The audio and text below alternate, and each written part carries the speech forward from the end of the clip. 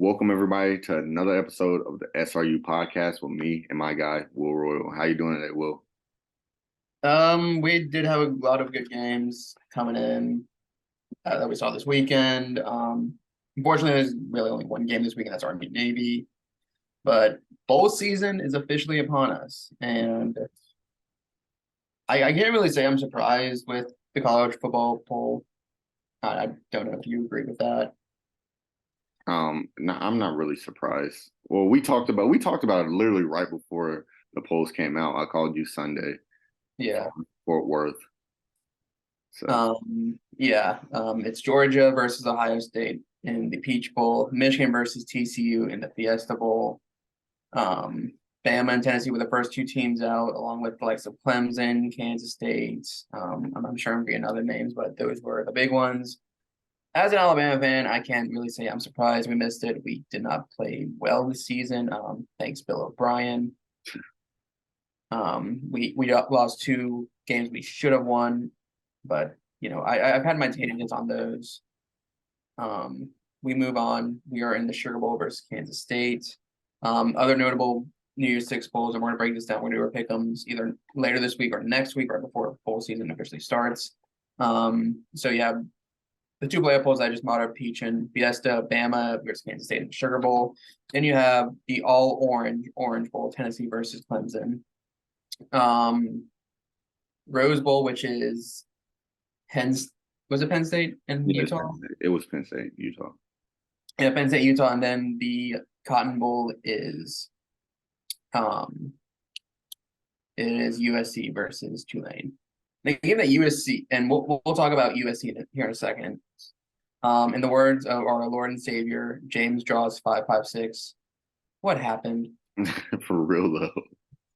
Because first game up, we're going to talk about is the Pac-12 championship, where Utah just blew out USC in the fourth quarter to win 47-24. In a game that would have cemented Caleb Williams as a Heisman finalist. Oh, we didn't even talk about Heisman finalists. You want to talk about that real Oh quick? yeah. So the Heisman is what, this upcoming week? And Saturday night. yep, four QBs got invited to New York this upcoming weekend. You have Max Duggan, Caleb Williams, CJ Stroud, and who was the other one? Oh, can't even think That's of it. Bennett. Oh, yeah, that guy. I was kidding. The mailman, Stetson Bennett. And honestly, Will, if you do remember us re-predicting it like a few weeks ago, two of those guys that I had invited that most people didn't have getting invited was on my list. Caleb Williams, I don't think I had him on my list at the time because he was still like flying under the radar because it was USC and they weren't really playing many good teams.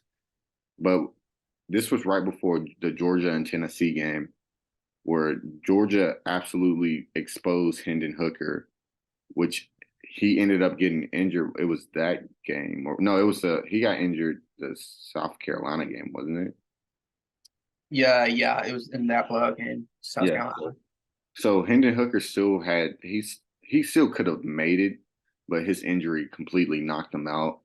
And Max Duggan, just his efforts all year on bringing TCU back into the games and them winning games and going undefeated for majority of the year until the conference championship. It showed that Max Duggan is one of the better quarterbacks. Honestly, he could be a favorite to win depending on how you view the Heisman race. Who else? Stetson Bennett. He's just been flying under the radar, but he has been winning and he's been dominant all season with Georgia's team. And I had him on my list. I'm saying he's a winner.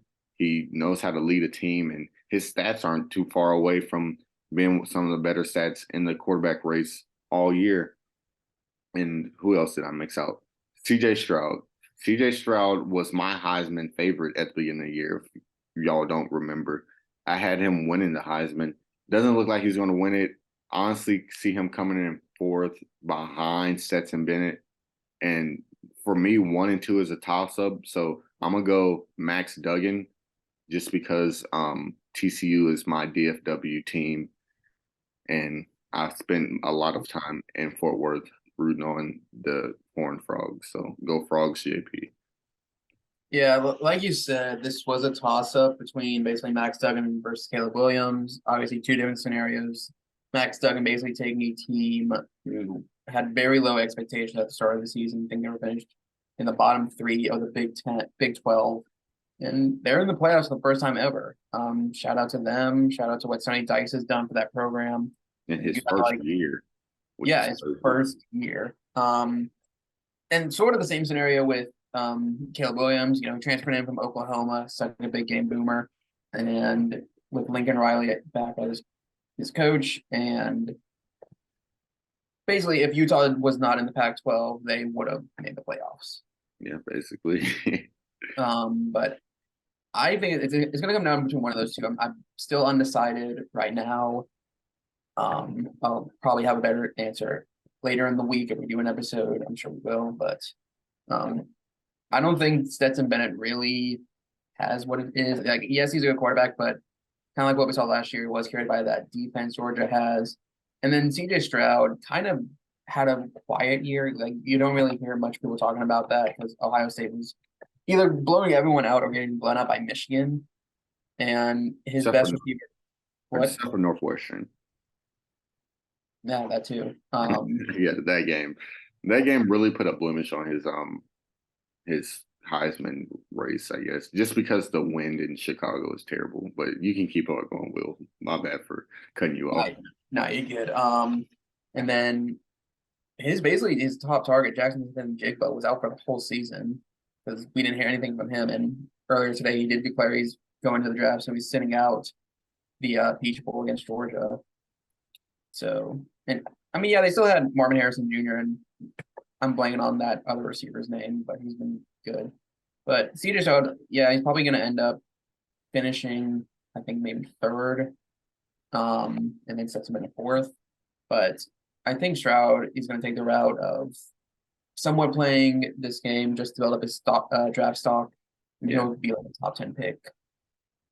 I think he's the best quarterback going into the draft. But I know you have a little Bryce Young bias because you're an Alabama fan, went to Alabama.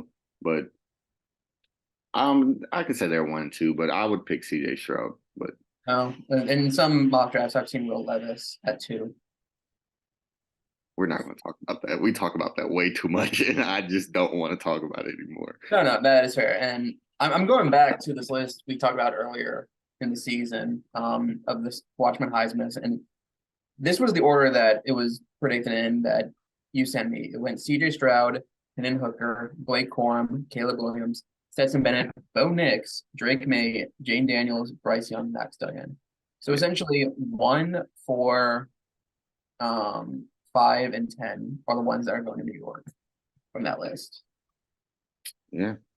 Are we surprised? Kinda.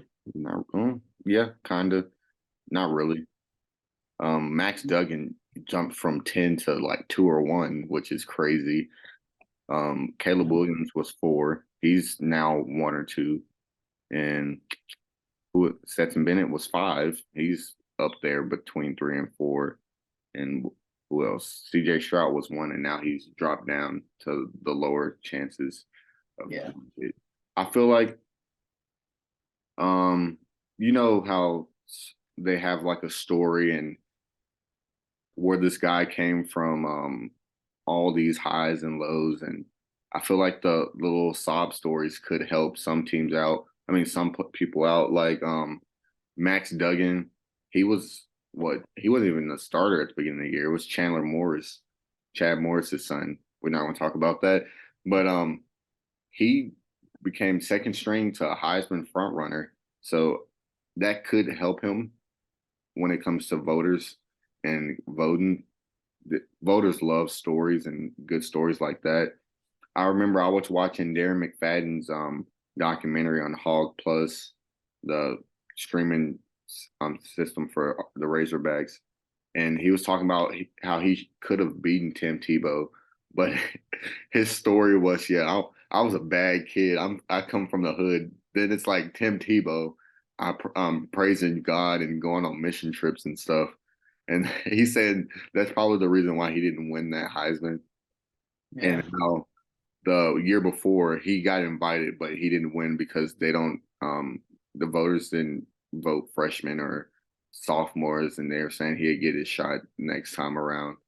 But hey, I feel like stories could really help in whoever's voting. Yeah. But shifting our way back over to championship weekend that we saw, you know, USC, what happened? Um, yeah, it was a bad game, at least from the towards the end of the third quarter, beginning of the fourth quarter, where it was just they gave up. I didn't really watch this game. I kind of fell asleep early because late games out in the West have late kickoff times. But This wasn't that late. It was well, it was mountain time, so it's what 2 hours ahead of us instead of like three. Pacific time, yeah. Yeah. So for this game, I watched until like it came obvious that USC wasn't going to win this game. Caleb Williams at the beginning of the game looked great. It looked like he had some type of leg injury. He was limping a lot in the like second quarter to all the way to the end. He tried his best, and he tried so hard putting this team on his back for winning. I remember texting in our group chat. I was like, "Bro, USC's defense looking like Arkansas defense. Their secondary was atrocious. Oh my gosh, all the missed tackles you saw that game was ridiculous." I feel bad for Caleb Williams because they should have won that game. Just watching them at the beginning, but USC's defense was bad. Lincoln Riley really brought a Big 12 defense to the Pac-12, and it did not work. And And especially, it cost them the playoffs. yeah, especially because Utah has like one of the better defenses in the nation, the best defense in the Pac-12, and it really showed that defense really matters, and defense also wins championships. And shout out my boy Cam Rising, for taking that massive hit and still. Oh my gosh, I remember seeing that. I was like, Jesus Christ, they tried to baptize this man, and he was still playing. Yeah, put his head on a swivel and still kept it on. Yeah. All right, so we're gonna go to this next game, the Kansas State TCU game, one of probably the most controversial game in the conference championship week. Actually, it is the most controversial game. It went to overtime. Kansas State ended up winning 31-28, and most would say that TCU, not that they should have won, but they definitely should have went to a second overtime. What Yeah, potentially what should have went to a second overtime. yeah. There were points where the ball was like across the plane, but refs pulled it. It was obvious that the run from I'm pretty sure it was Kendre Miller I'm pretty sure it was him where you clearly see him reaching the ball and breaking the plane, but Sonny Dykes used that challenge too early, and he didn't have a challenge to challenge that. And if he did have a challenge to challenge that, they would have got a touchdown, and it might be a different outcome in that game. But Yeah, that game so crazy. Max Duggan really showed that he is a Heisman front runner in that game. I feel like if he won that game, he would be the Heisman front runner because he had a lot of Heisman moments, scrambling and getting first downs and scrambling and getting that touchdown towards the end of the game. yeah, And, but TCU, we've said all year they have a bend but not break defense, and this game they broke with a second string quarterback when Will Howard. He had a phenomenal game.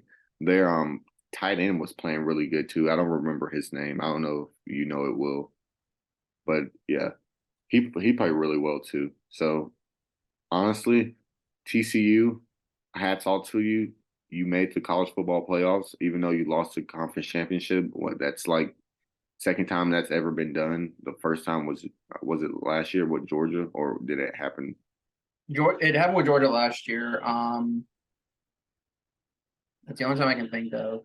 Yeah. And Did Alabama did they lose and make 2017, they missed the SEC championship. Auburn went instead and got killed by Georgia, and then Bama took the fourth spot. yeah, so it's not the first time that a team lost or missed out on the conference championship, but it's the first time a team has lost the conference championship and made it. So Yeah. I'm not gonna lie, these next two games I want to talk about are kind of blowouts, so I kind of want to briefly go over them. yeah, Uh, and it's the number one and number two team. Georgia blowing out LSU, and then Michigan blowing out Purdue. Kind of expect they were double-digit favorites. So I don't really. I mean, obviously they both put on good shows and proved that they were worthy of it, especially with Michigan without Blake Corum. Um, but in reality, I think we kind of just like these games were expected, and I no, don't think really much else to say. you know what wasn't expected? The first touchdown Georgia scored. Can we at least go over that one? Oh my, yes. Brian Kelly special teams is, as our friends who are Notre Dame fans will attest to, it's not good. Yeah, You got to play until the whistle, and that's LSU did not do that. you can't really blame Brian Kelly for that. That's just a bad special teams in general, like not paying attention to what's going on in the game, seeing a Yeah, blocked field goal and just completely giving up and starting to walk towards the bench. yeah, like them thinking the ball is dead, but kudos to whichever Georgia player picked it up and ran it back, 80 something yards just to start off the game. And from there, it was just, Well, I have something to tell you. This might be a better kick six than the Auburn Alabama one. no, because he started it back in his own end zone. And why am I agreeing with this? Like, anyway, If I was you, I would have took it. I was like, yeah, you're right, Bryce. This is a better kick six. But this is honestly, it does kind of rival it a little bit. But if it was at the end and the game was close, it definitely could be better. Just because how they just like started to walk off and he's just like waiting, picks it up and just starts taking off running. What only like two people chased him from the LSU football team. So yeah. we can go to this next one, a revenge game. One what? Yeah, the Yeah. second the second revenge game of the conference championships. UCF versus Tulane. I would say revenge game, but then again, USC lost there, so does that really count? No, it's not. Doesn't Oh, I count. guess Kansas State. That's what you were talking about. Yeah, yeah. But Here. UCF versus Tulane. Tulane beat them pretty well. They got their revenge. Gus Malzahn is doing Gus Malzahn things, showing why he's at UCF in the first place. But Tulane did clean up a lot.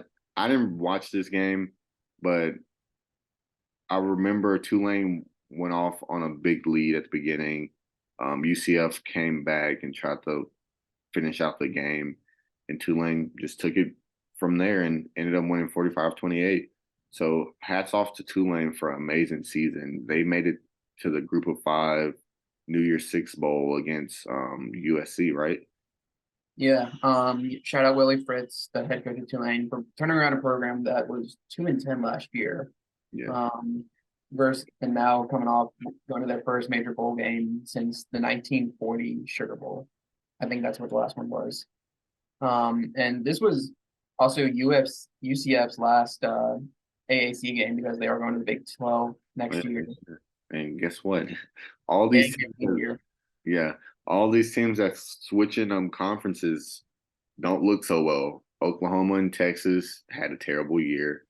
BYU didn't look well at all. Cincinnati losing their coach.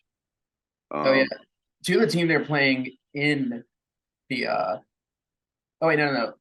Also, just side note, I don't know if you saw this today, but Cincinnati's playing Louisville in their bowl game, and Cincinnati hired Louisville's head coach Scott Satterfield to be Cincinnati's new coach. that's hilarious.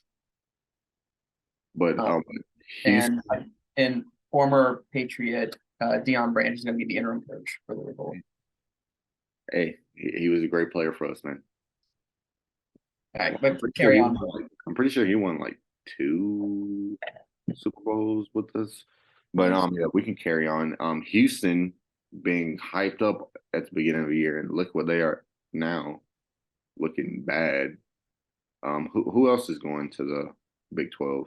That's it, just those four teams. Yeah. So all these teams switching conferences don't look well. Oh, USC and UCLA look good. Well, yeah, that's we're talking about the teams that don't look good. UCLA do look good. I actually sent before this a scenario where because DJ Angalale is in the transfer portal and his brother is a top. I'm pretty sure he might be top five tight ends, maybe even top two, honestly. But Yeah. there's a scenario where DJ and his brother end up at UCLA. So I that mean, would be a nice package for Chip Kelly. And I feel like Chip Kelly, he did it with Marcus Mariota. Maybe he can make DJ into a Heisman contender if he ends up going there next year. it is a possibility. His brother's playing for St. John Bosco, which is one of the top teams in the country, based out in California. So it is a strong possibility. You could see, that or, possibly USC. I wouldn't say USC, you would still have another year of Caleb Williams. Yeah, Um, but hey, it all comes down to money at the end because whoever throws the most NIL money is just going to land DJ and possibly his brother. yeah. Hey, he could end up at Oregon. That is a possibility. Bo Nix The most, leaving this year. Well, he is leaving. I don't think he has any eligibility left. yeah, but he is going to play in Oregon's bowl game. They announced that today. Yeah, Um, but I saw the most likely scenario for DJ is Notre Dame. yeah, I can see I that. talked about this in the last episode too. I mean, realistically, they need a quarterback, and Marcus Freeman could, use that potential. Yeah, because what Drew Pine entered transfer portal. But since we're on the topic of DJ, they won their conference championship against you North Carolina, 39-10. Drake Yeah, May, what happened? How did you lose to Clemson? this was another game we kind of like expected to just Well, blow. actually, this was actually a toss up game. I remember us talking about it. Oh, because Clemson hasn't been looking that good. They've been looking decent, but they lost to South Carolina. Who else did they lose to? Notre Dame. And Just those two. yeah, and Drake May has been looking like touchdown Jesus over there in North Carolina, looking like who who's there? Sam Howell taking over for him. Also, speaking of North Carolina, their backup quarterback Jacoby Criswell has entered transfer portal, and he has a crystal ball to Arkansas, where he's from. He's from Morrilton, Arkansas, so he could Yeah. be KJ's backup next year and taking the helm for Arkansas once KJ leaves, most likely next year.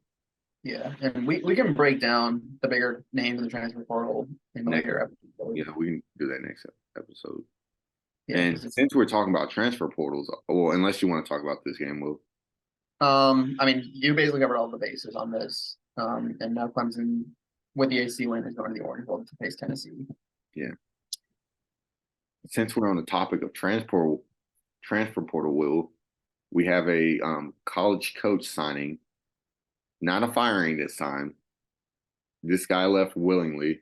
I'm gonna let you take it off because you are in the news business and this is in your realm, in your region, actually, not so far away from you. Yeah. So it was kind of expected before the SWAC championship, but after Jackson State beat up Southern in the SWAC championship, Coach Deion Sanders, aka Coach Prime, took the job over in Colorado, which was leading up to it in the game, like before the game, throughout the week. It was either down to that or South Florida, which I would have taken South Florida because you have a better hotspot for recruits, and also not to mention you're hosting Alabama next year, so that can bring in more kids. But and I sent this to you, but he already landed the number one receiver for the class of 25. Yeah. And he's looking for another a 5-star for this upcoming year. Oh, he's gonna get probably get some of his own boys coming up here. Like Well, not he said that he has like 10 to 11 already transferring. He is actually coaching in the Celebration Bowl, which is I think this week. it's next Saturday. Next Saturday, okay, it's next Saturday in Atlanta. They are playing North Carolina Central, if I'm not mistaken. They are. But I think the biggest surprise, guys, I was watching his press conference today. Actually, I wouldn't even say I was surprised. I kind of expected this. He points out to his son Sugar Sanders, and he goes, "That's my quarterback." Yeah, he's going Basically to have. confirming that he is in fact transferring to Boulder. Yeah, So I don't Colorado, I know. think I don't know how this isn't like some type of NCAA violation. Like, it's fine now because it's his son, and yeah, he gets paid. But this is going to be interesting next year because you already have USC, UCLA, and Utah in the same division as Colorado. Let's not forget. So it is going to be. I'm not saying Colorado is going to be good right away because they did go 1-11 this year.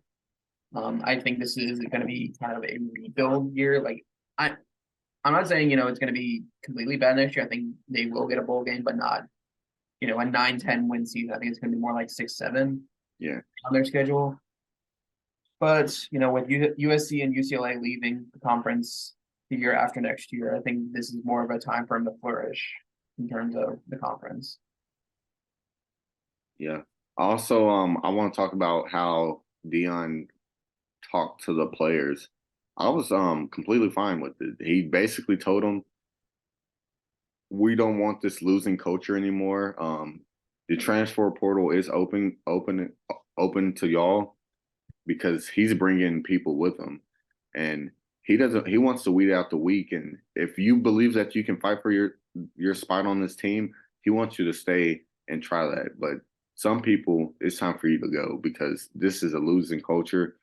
Literally the worst, what big Power 5 team in the nation going 1-11. I don't who did they beat? What like Cal or somebody like that? I think yeah, I think so. I don't, or like an FCS school. Yeah. Well, no, they won a conference game. I checked that early. I just didn't check who they want beat. But most I can people are saying that Dion has a huge ego. He shouldn't talk to the players like that, telling them. And ESPN did a terrible job cutting that video. They literally just cut the part where he said, "Yeah, y'all need to leave because I'm bringing people in." But he did. They didn't leave the part in where he's saying, "Yeah, you can't wear certain stuff to meetings." He wants that the people who think they're going to fight for their position to stay. They just put the part where they're saying, "Yeah, go to the transfer portal because I'm kicking you out." He did not say that, and ESPN should really take a whole bunch of scrutiny because the way they cut the video and took the video out of context on what he said. And I like the way that he came in, went straight to the players, was straight up to them saying, "Oh yeah, if you say you're gonna get playing time and all that stuff." No, I want to. If I was one of those players, I would want to know, should I stay or should I go? And what I've saw from the transfer portal, they had like 4 people hopping the transfer in, and 2 of them were quarterbacks. Yeah. But I think he did handle the situation better. I don't know if you saw, but Scott Satterfield, when he told his players he was leaving Louisville for Cincinnati, I don't know how accurate this is, but I did see tweets of him, of reporters saying he did it over FaceTime, which is not a good look. Yeah, at least Dion told Jackson State right after the SWAC championship that he's leaving and he's going to talk to a few players that he wants to take with him, and if they want to come, he wants them to be on board with them. Yeah, Do you believe Travis Hunter is going to go? I think so. He did, basically shock the world by flipping his commitment from Florida State to Jackson State so he can play with uh, Coach Prime. And now I think that he's leaving for a better job. I think he will follow suit. Yeah, I did see Travis Hunter. He was streaming um on his YouTube channel. I wish I would have watched it because I'm pretty sure there was thousands of questions of are you going to Boulder or are you going to Colorado or something like that. So I low key wish I would have watched it. If he did answer those questions, I feel like it would be all over social media by now because that was like a few hours ago. But who knows? Yep. All right. I think now it's time we can switch to basketball.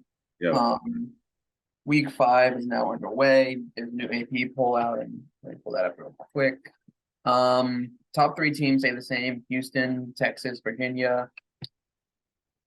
Arizona, they did lose. We'll talk about that in a second. So they dropped.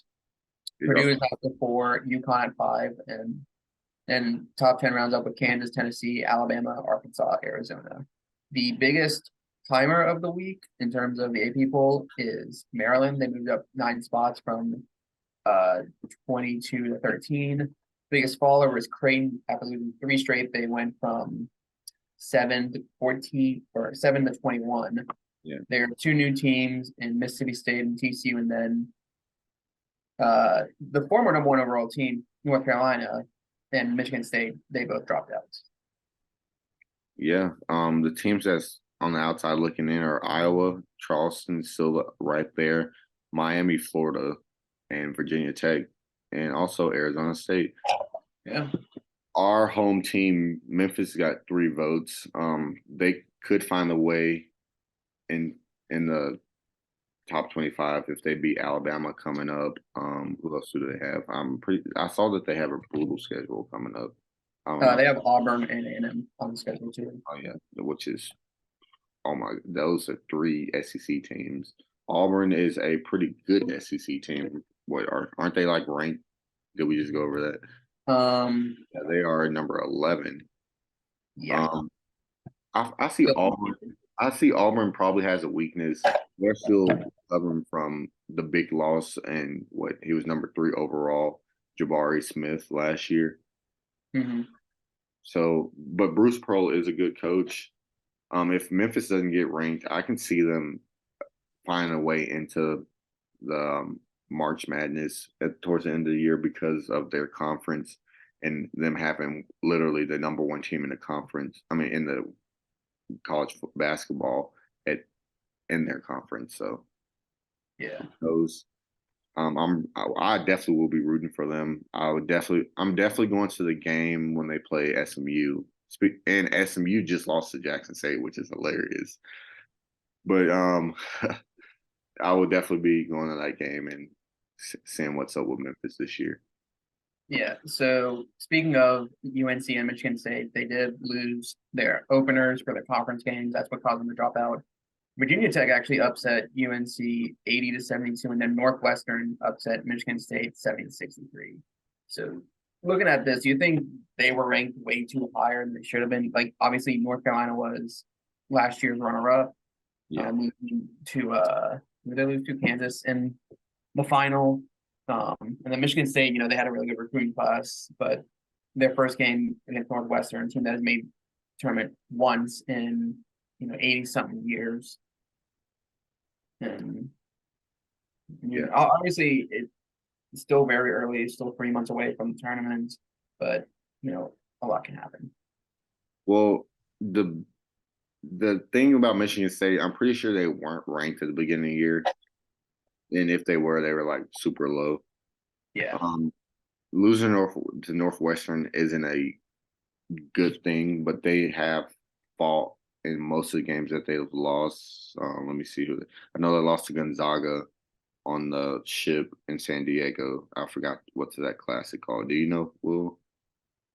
I don't think it has a real name. I think it's just game played on Navy carrier ship. Yeah, so they lost to Notre Dame and Northwestern within a week, basically. They beat Oregon Phil Knight, beat Villanova, beat Kentucky, and lost to the Armed Forces Classic, basically.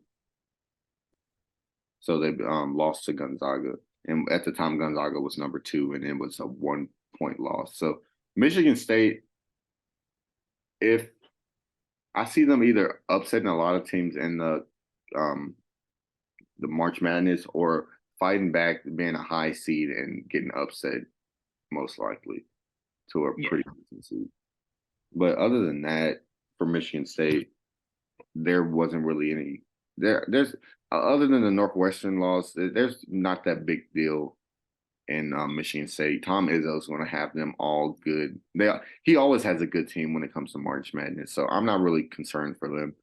I feel like Tom Izzo and Michigan State, Arkansas followed kind of their blueprint, playing really good teams at the beginning of the year, teams that could upset you and not well.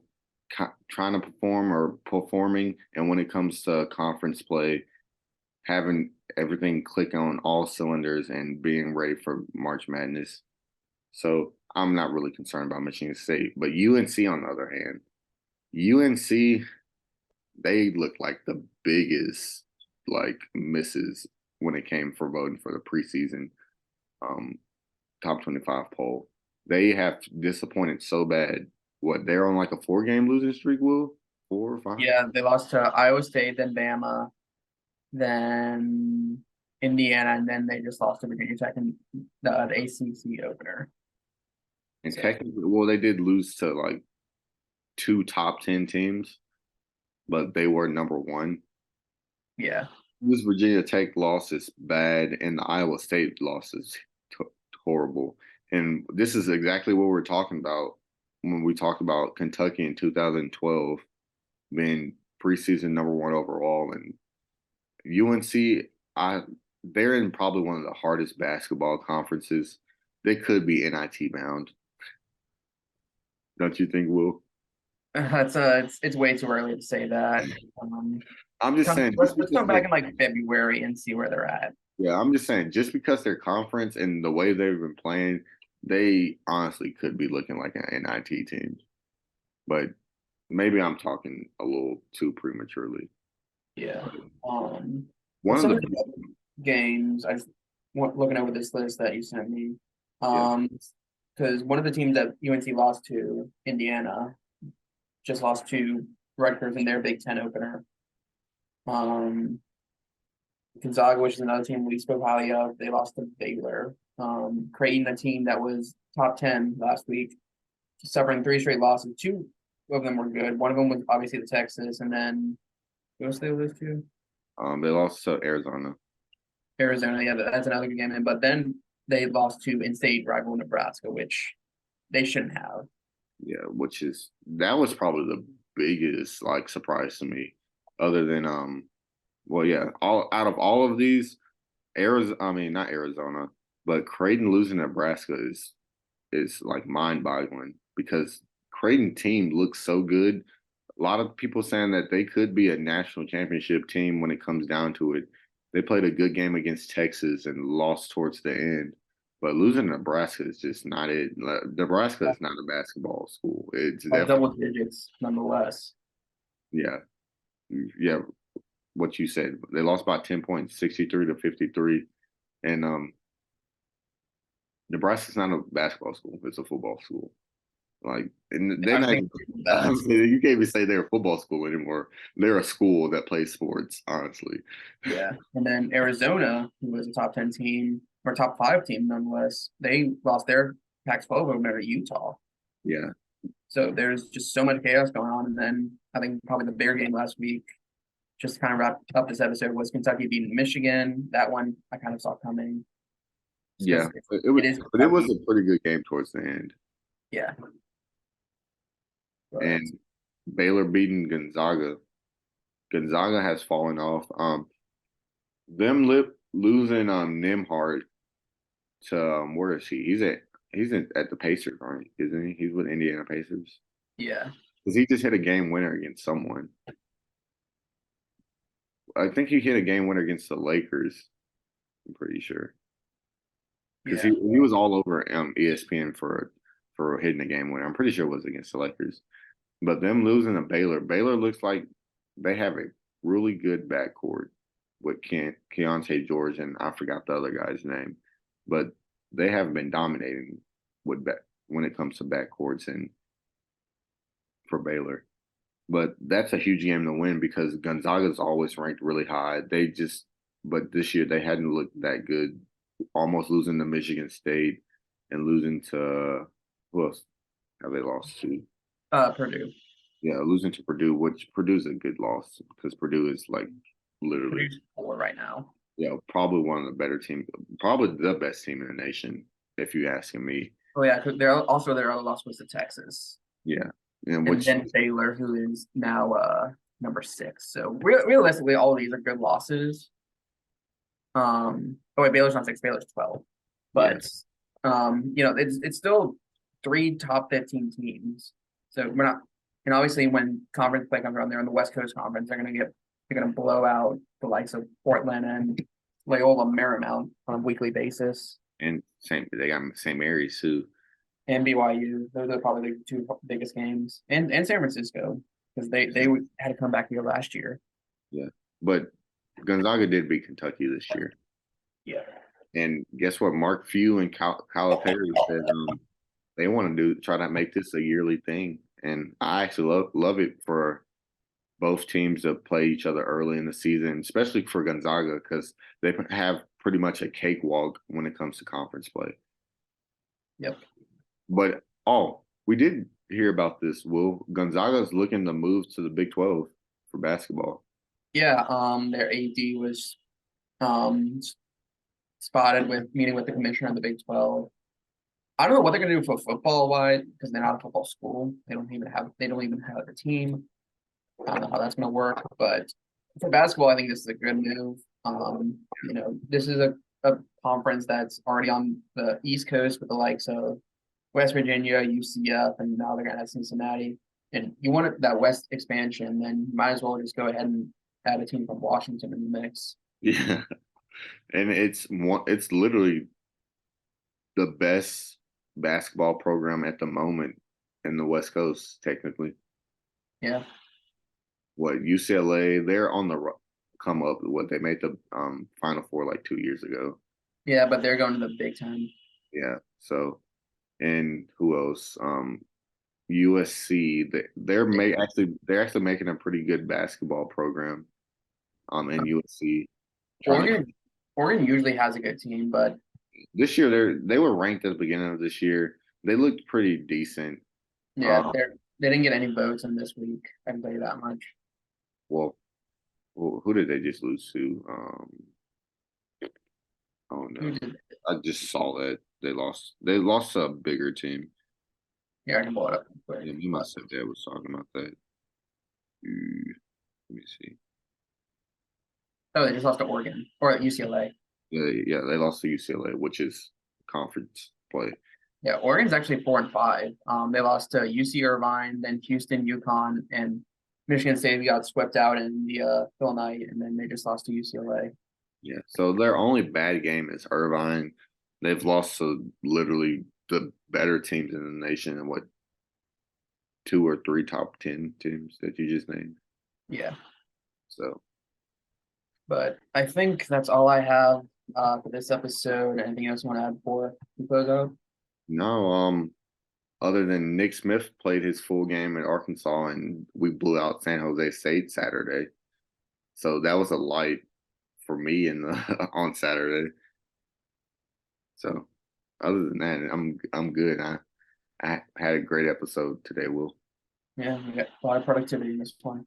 Yeah, we had a lot of news, which it looks like we've been having a lot of news for the past few episodes. Yeah. So Hey, next week I mean next week, not next week, next next episode episode.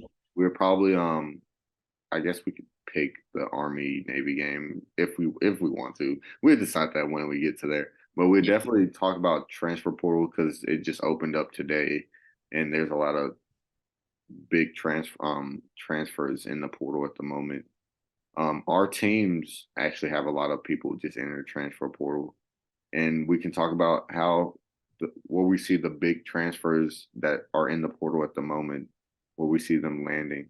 But other than that, thank y'all guys for watching. Make sure you like, comment, and subscribe. Turn your post notification on, and see y'all next episode. Deuces.